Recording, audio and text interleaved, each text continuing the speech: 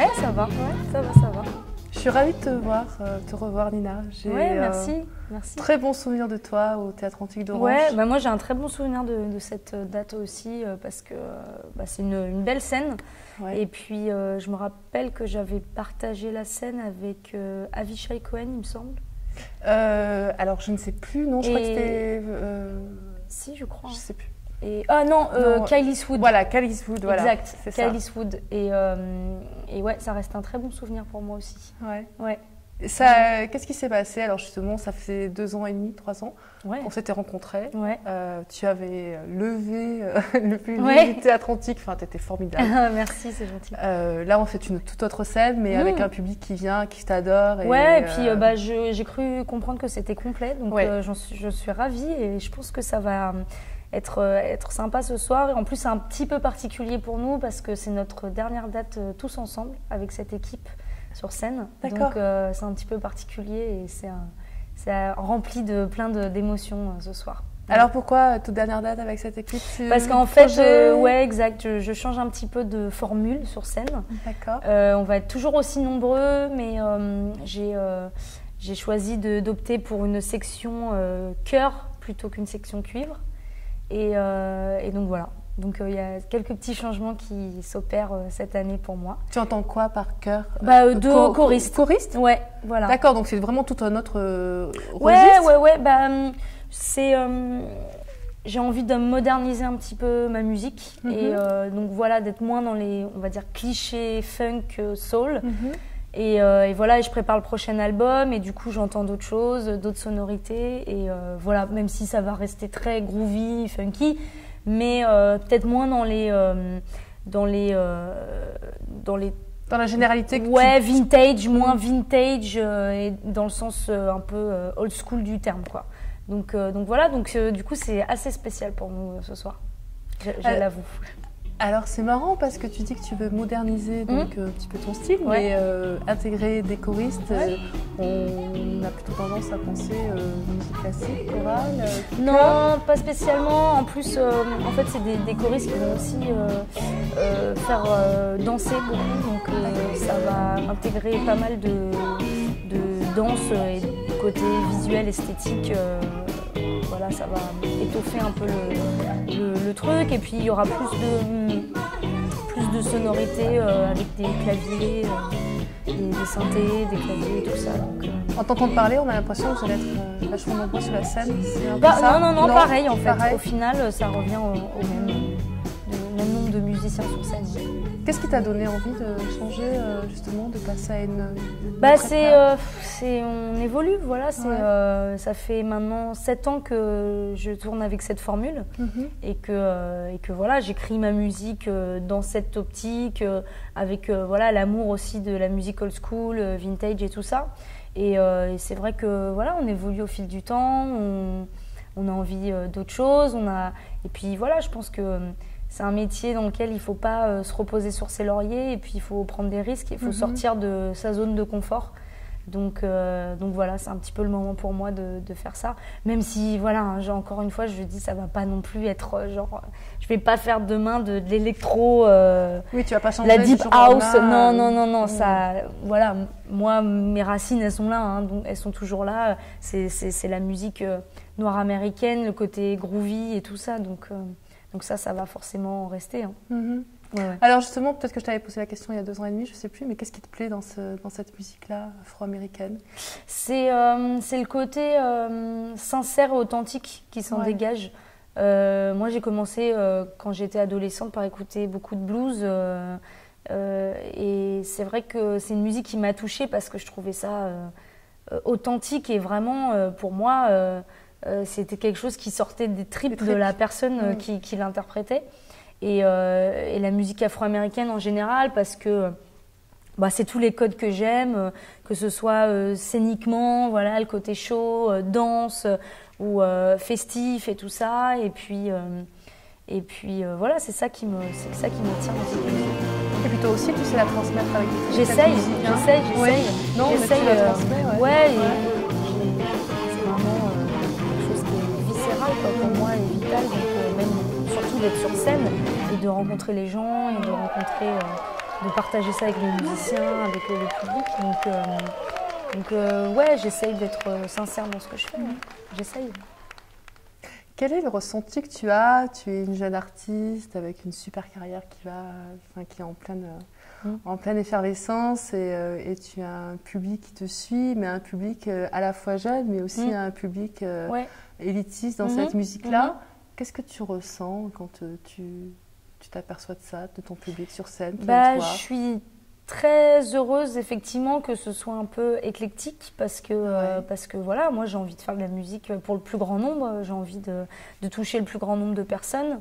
Voilà, comme je dis toujours, je fais pas de la musique pour musiciens ou voilà, mon but c'est pas d'être écouté que par les gens qui font de la musique et qui comprennent les codes de la musique et en même temps c'est pas non plus évidemment que j'ai envie de leur plaire et j'ai pas envie de plaire non plus que aux gens voilà le côté musique populaire, voilà. C'est vrai que moi, j'écoute pas ce qui passe sur Virgin ou c'est pas ma cam, quoi. Alors ça, c'est ma prochaine question. Ne dévoile pas. Mais en tout cas, ouais, je suis très heureuse de plaire à plein de gens différents parce que voilà, la musique c'est universel et c'est ça qui unit les gens. Donc je suis là pour faire ça aussi.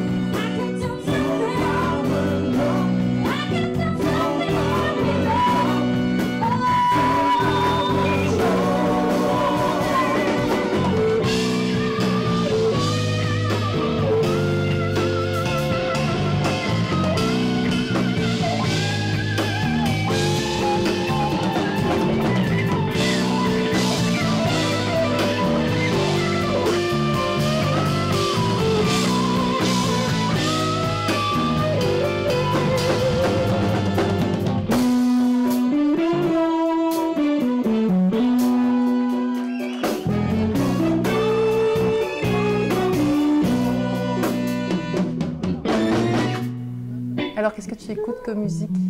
Est-ce seulement la musique que tu joues ou tu écoutes autre chose? Non, j'écoute plein de choses différentes parce qu'il faut se nourrir, je pense, de plein de choses différentes. Donc voilà, je peux écouter du jazz comme du blues, comme du rock, comme voilà, des choses plus populaires, de la pop. J'aime vraiment plein de choses. Après, voilà, c'est vrai que j'ai tendance à écouter en boucle un peu Michael Jackson, Prince. Voilà, c'est mes grands amours dans la musique. Moi, je suis une grande fan de Bruno Mars en ce moment. C'est voilà, le mec que j'adore parce que je trouve qu'il remet au goût du jour une musique qui est top, quoi. Donc après, voilà, il n'y a rien de nouveau.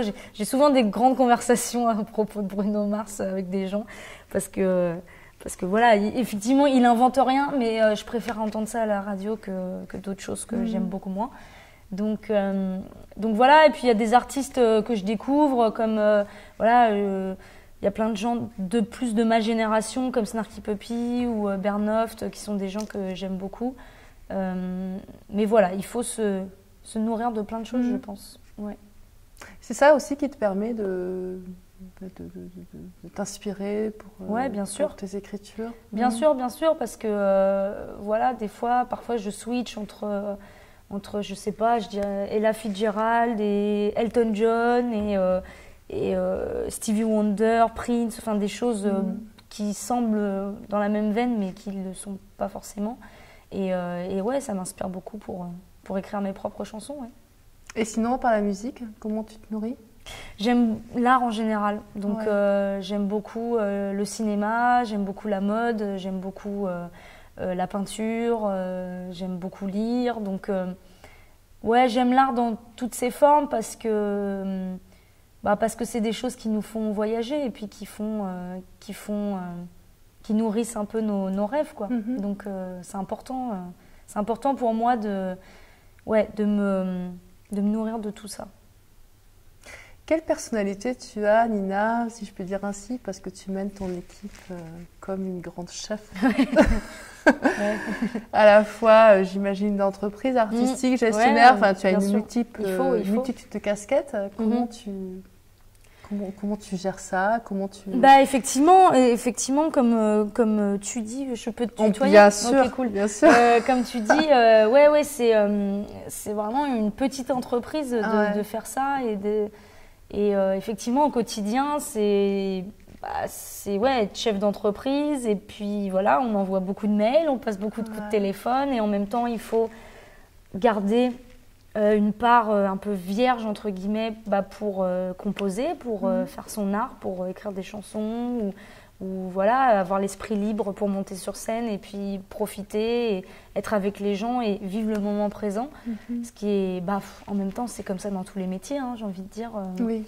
Voilà, hein, c'est il faut oui, savoir. mais peut-être dans pardon, je te coupe Nina, mais peut-être dans les milieux justement artistiques. Ouais, bien sûr. Voilà, c'est quand même un milieu comme assez je disais, il faut être sincère. Il faut vraiment être sincère avec les gens, avec soi-même. Et c'est pour ça qu'il faut prendre du recul parfois pour bien faire sa passion et puis la transmettre. Donc voilà, mais après c'est quelque chose qui me plaît, voilà, au quotidien. J'aime vraiment ma vie, mon métier et j'aime toutes ces choses-là, j'aime les faire parce que voilà, comme tu dis, je pense voilà, j'ai un peu un caractère de cochon parfois et ça me convient très bien. Moi, j'ai aussi. pas dit ça, moi. Non, mais il faut, c'est pas compatible avec tous les caractères effectivement de faire ça. C'est très difficile. Ça peut être très difficile par moments parce qu'au final, on a son destin entre les mains. Donc, ça tient qu'à nous-mêmes d'avancer ou de stagner ou de reculer. Donc, parfois, c'est beaucoup de remises en question et de choses qui font un peu souffrir et qui font nous mettre dans des états un peu… de doute. Ouais, compliqués. Mais bon, le bonheur est tellement plus important que ces phases-là que voilà, tout va bien. Et moi, je suis très heureuse de faire ce métier-là. Alors aujourd'hui, pour toi, la musique, ça évoque quoi dans notre société ? Comme je te disais, je pense que c'est quelque chose qui doit unir les gens. C'est quelque chose, voilà, c'est un langage universel, donc que tout le monde peut partager et peut comprendre. Donc vraiment, on doit s'en servir pour unir les gens. Après, voilà, il y a plein de choses différentes qu'on peut trouver dans la musique. Il y a certains chanteurs qui ont vocation à écrire par exemple des chansons à texte, à prôner des messages et moi, être engagé effectivement. Moi, je suis pas dans cette optique-là. Moi, voilà, je suis plutôt là pour donner, fournir, comment on va dire, un échappatoire aux gens et du plaisir. Voilà, je veux qu'ils profitent et qu'ils passent un bon moment avec moi. Mais c'est très important qu'il y ait des chanteurs engagés. Parce que finalement, il nous reste un peu plus que ça pour faire évoluer les choses. Pour s'exprimer. Ouais, donc c'est important et il faut absolument qu'on garde ça. Et il faut absolument que les gens continuent à aller voir des concerts, à découvrir des choses et à faire la démarche de découvrir des choses aussi. Et c'est vrai qu'Internet sert beaucoup à ça. C'est un bon outil. Ça peut être très néfaste comme ça, c'est très positif pour cet aspect-là. Donc voilà, ouais, c'est important qu'on garde ça pour nous. Ouais. Comme toi d'ailleurs, que tu gardes ton naturel, ton humilité. Bon, j'essaye, oui. Ouais. Il n'y a pas de raison. Voilà, moi je suis là pour faire de la musique tout simplement, quoi. Et voilà, et on n'est pas… Évidemment, chacun a ses rêves personnels, mais le plus important, c'est de communiquer quelque chose de positif. Donc voilà, il n'y a pas de quoi se prendre trop la tête. Est-ce que tu es gourmande, mis à part cela ? Ouais, un peu trop. ouais, je suis assez gourmande. J'aime bien. C'est pareil, en fait, finalement, on peut comparer un peu la nourriture à la musique. Enfin, c'est un des plaisirs de la vie. Et voilà, partager un bon repas et bien manger, ça fait partie du plaisir. Ouais, bah oui, ouais, forcément. Alors, ce prochain album, quand est-ce qu'on pourra peut-être... Les garçons. Alors, normalement, si tout se passe bien, il sortira, je pense, automne 2017, donc dans une petite année, quoi. D'accord. Dans un an. Ouais. C'est beaucoup de travail, là. Ouais, c'est beaucoup de travail parce que bah, finalement, j'ai déjà fait 2 EP, 2 albums. Donc voilà, comme je disais, il ne faut pas se reposer sur ses lauriers, il faut amener quelque chose de nouveau, mais en même temps, voilà, j'ai envie de rester fidèle à moi-même. Donc ouais, c'est une phase assez compliquée, mais bon, je fais tout ça avec du plaisir et forcément, j'espère que ça plaira aux gens, quoi.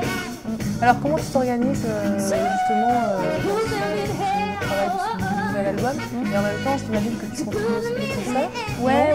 Bah, je continue. Bah, là, c'est assez rock'n'roll ces derniers temps. Je suis partie en Suisse 3 semaines. Voilà, c'était une tournée magnifique. Je garde beaucoup de très très beaux souvenirs. Et je pars en Chine la semaine prochaine. Voilà, pour quelques concerts. Donc ouais, ça voyage pas mal, mais en même temps, c'est super. Je fais ça aussi pour voyager. Et puis après, j'ai quelques concerts qui continuent. Et ça va être plus calme en début d'année. Et après, printemps, ça va repartir sur la route. Ouais. Et entre-temps, tu écris. Exactement. Exactement. Et il faut enregistrer l'album. Donc ouais, il y a de quoi faire là. Il y a de quoi faire. Ça va, tu es courageuse. Ouais, non, mais bon, comme je dis, voilà, c'est du plaisir. Bah oui, bah oui. Bien sûr. Bah oui, ouais. Donc ça va, je vais pas me plaindre. Hein. Merci Nina. Merci à toi. Merci. Bonne soirée. Toi aussi. Cool. Cool. Merci pour tes questions.